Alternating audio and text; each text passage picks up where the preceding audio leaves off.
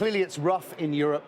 Just focus on the figures, if you would, with a almost 3% decline in Frankfurt. I mean, everybody's been hit very hard. It's broad-based selling, as you see in this country. Let's just take stock of where we've traded so far this year, both in this country and indeed in Europe. And you'll see that here the S&P is down 8%. The European stock 60 is actually doing worse. It's a 10% fall now. This is just a 2-week fall that you're witnessing. A lot of today's move clearly has to do with oil being below $30 a barrel, certainly on West Texas, and follow through with the miners in particular. Let's have a look at some of those mining stocks today.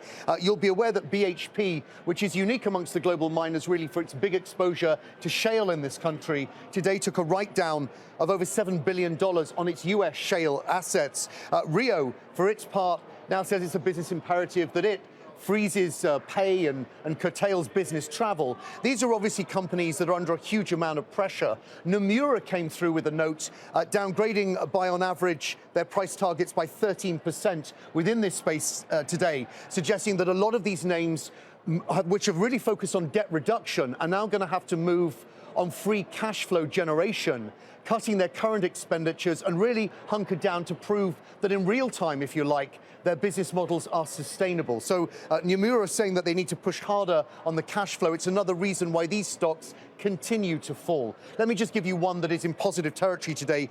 Casino, which is one of the big French retailers, is trading up 4% after losing half its value during the course of the last year. Do you remember that Muddy Waters about a month ago came through? This is the short seller from this country with a very negative note questioning the huge debt pile that Casino had. They today have announced that they're actually going to sell out one of their grocer stakes, their supermarket stakes in Thailand, for $2.6 billion.